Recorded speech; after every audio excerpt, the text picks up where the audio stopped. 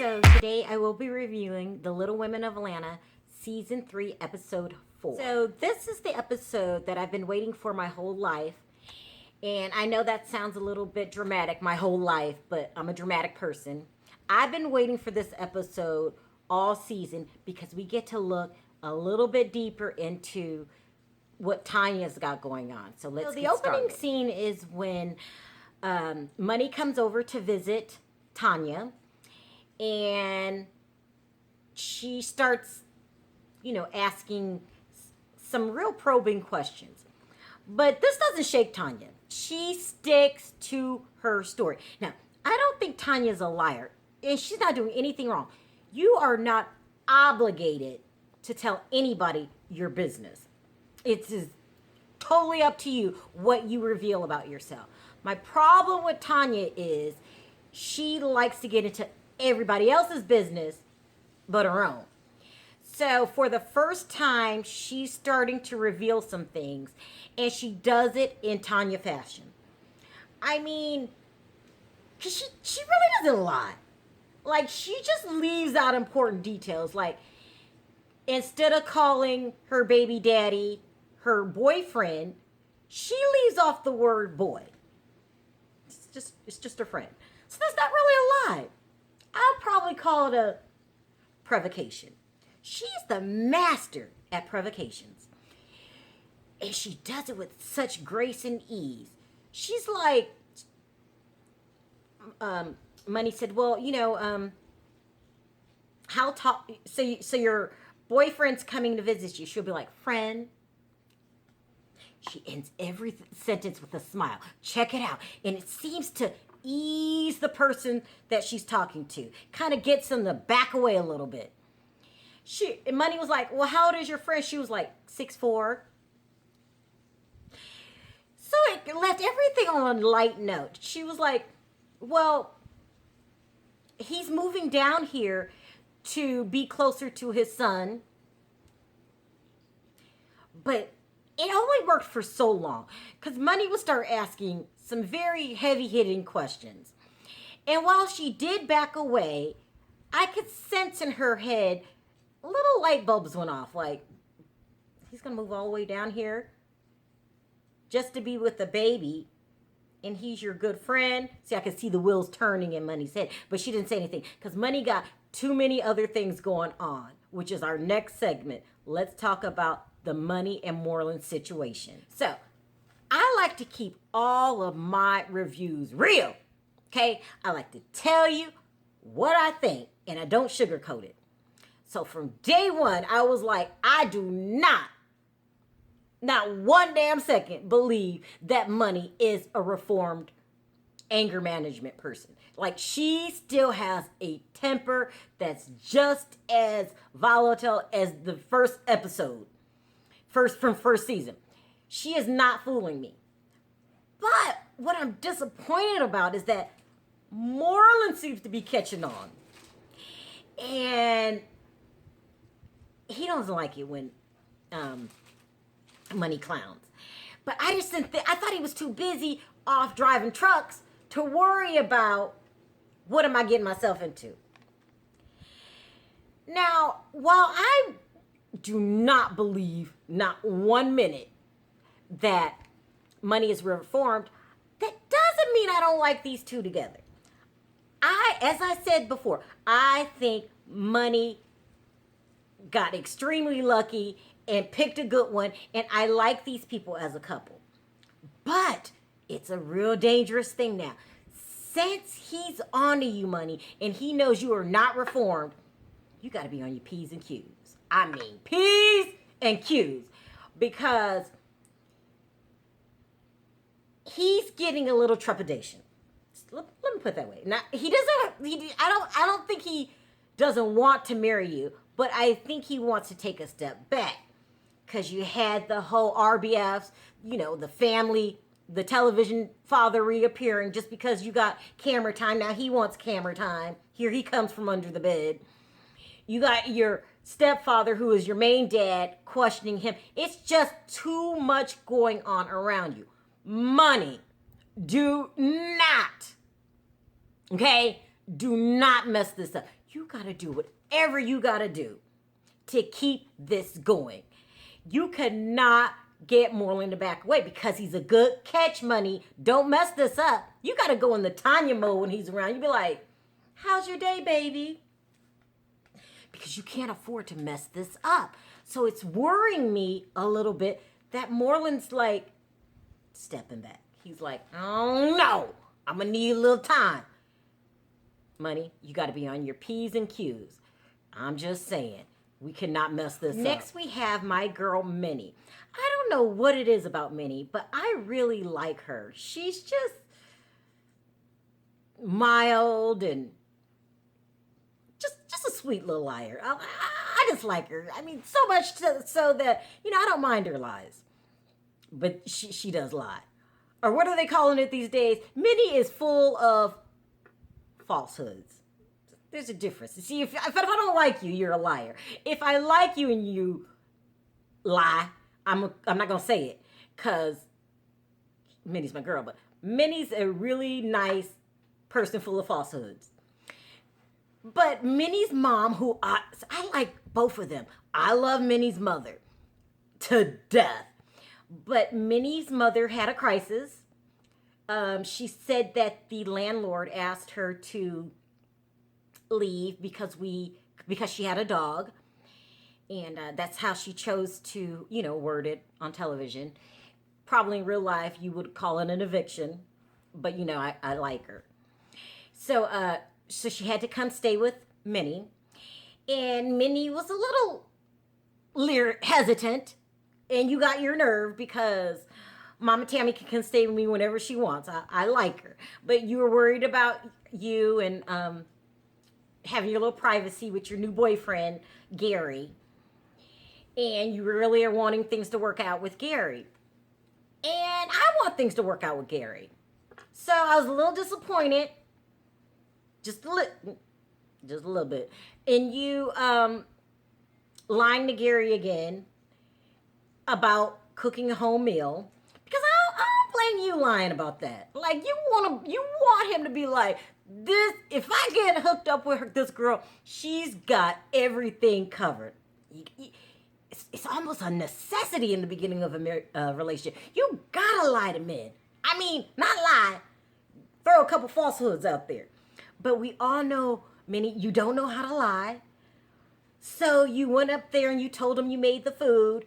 And when he was like, did you really? Here comes your guilt again. And then you call yourself out. Maybe that's what I like about you. Like, if you're going to be a habitual liar, you can't cave in. Like, if it's working, you stick with it. When you tell a lie and people follow up with the really? Or are you, so, you got to hold strong. You got to be like Tanya, go like, yeah. But you can't do that. So you admit it to the truth again. I done told you, when you get away with a lie, you keep it going, but no. And so then he seen that your mom was living with you, but everything seemed to be okay. I still got my eye on Gary just because you met him at speed dating. And to me, if you meet anybody on speed dating or at the clubs, you gotta be real leery. So I'm still real leery, but I'm liking what I see so far. So good. Moving on. Next, we have Tanya, who went to the airport to pick up her friend. That she left off the word boy. And he was very cute. 6'4". 6'4".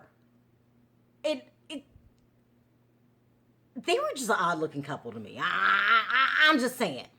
But we met him, and he seemed really cute and really nice. And I don't know if anybody else caught this. When he got in the car, he said, I can't wait to eat you.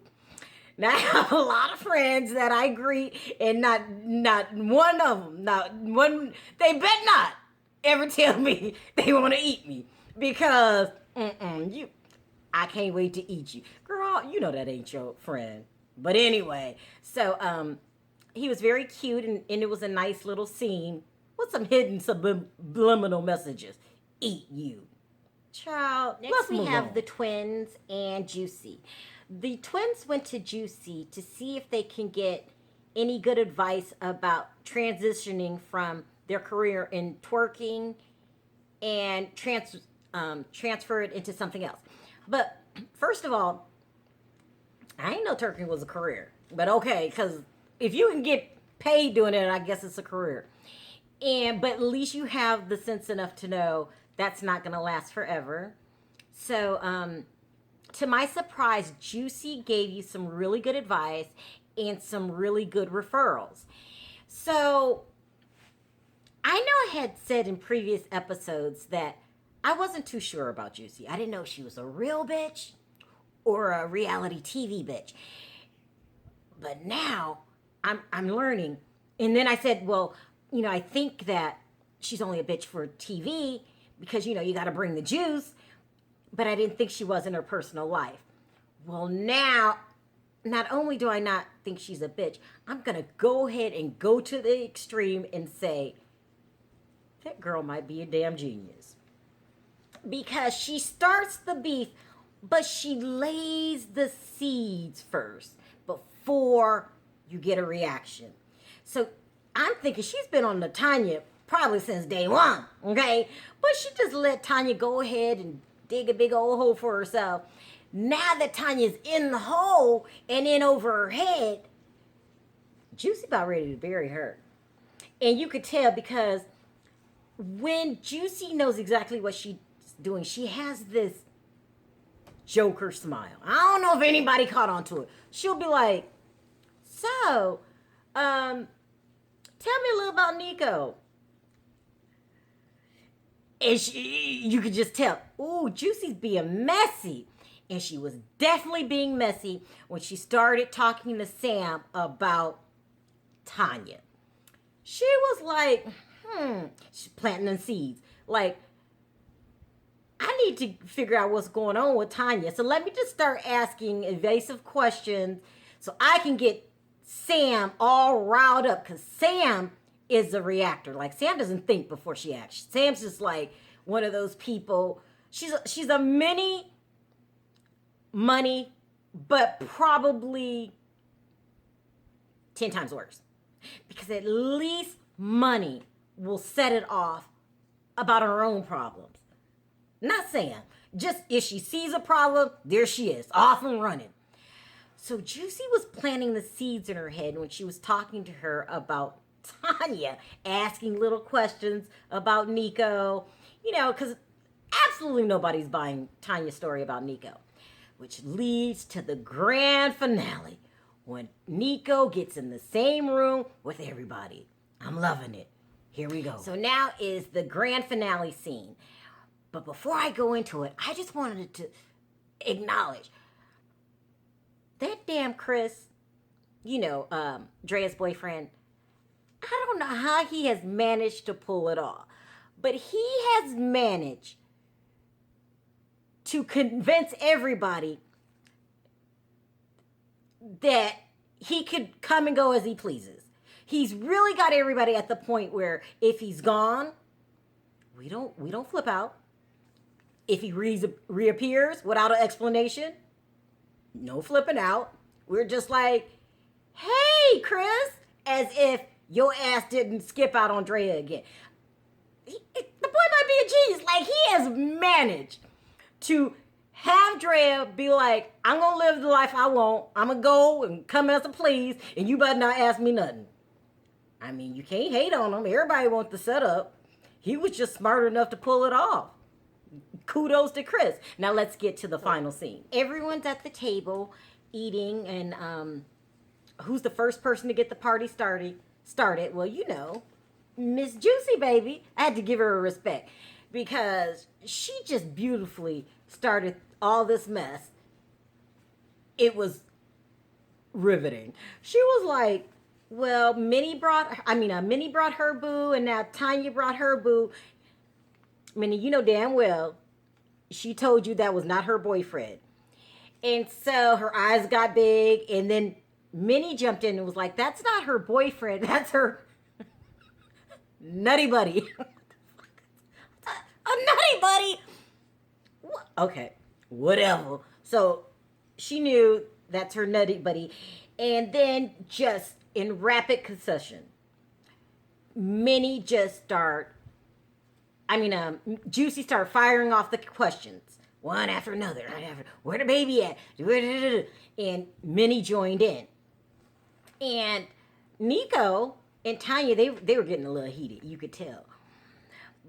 But I saw that Nico pulled back. And he pulled back for a very good reason. He pulled back because of Gary. Now, I'm starting to realize the importance of having Gary around. Because Minnie needs a protector. And he like the damn bodyguard. Like, ain't nobody gonna mess with Minnie no more when Gary around. I'm just saying, Gary looked to be about a good 250 to 280. No one is going to willingly mess with Gary. So Tanya was getting a little uncomfortable with Minnie's questioning, and so was Nico, but he had to pull back because we don't want to set it off with the bodyguard. And he didn't really do anything threatening. He was just like, no, what she's saying is, and you just don't want him to even lean. He has that whole Suge Knight thing going back. You don't even want him to lean in. So nobody wanted to upset Gary. We were just keeping it calm. But the questions was coming. And Tanya couldn't take it. She wasn't not acting this way when she was all up in everybody else's business. But she really could not take it. Now, I wanted to figure out what was going on with Tanya, but I didn't want to give her a nervous breakdown. So within 3 seconds flat, everything just escalated. It went from 0 to 100 that quick because people started asking questions. Tanya was feeling attacked, I guess, or she just didn't know what to do, because in order for that situation to turn out okay, she would have had to start telling the truth. She didn't want to do that. And Nico soon realized he wasn't manipulating everyone because nobody was believing his story. So when he couldn't take it anymore, he snapped. He was like, hold up. Which would have been okay if the bodyguard wasn't at the table, that's Gary, and the sniper wasn't at the table. Now, the sniper is Chris, the one that was sitting next to Drea. Chris is a sniper because he's like 30 times smaller than Gary. But he's probably 100 times more crazy. Chris, I'm more scared of Chris, little 5'6" Chris, than I am of Gary. Because Chris is the type that just snaps. And he'll be like, I call him a sniper. He's the kind of person he not just mad, but everybody in the room got to go. And when he felt that Nico rose his voice to his woman, it was on and popping. He flew dead smack into sniper mode. He said, hold up. And he went, oh. When he said, hold up, I was like, ooh. And he wasn't going to take it. I am so scared of Chris. So that's where the episode ended. I will be there next week because I want to know, does the sniper really set it off? Because the sniper, he might haul off and hit you. It's crazy. So loving the Little Women of Atlanta. And I will be there next week. Hope to see you then. Until then, see you next time. Bye.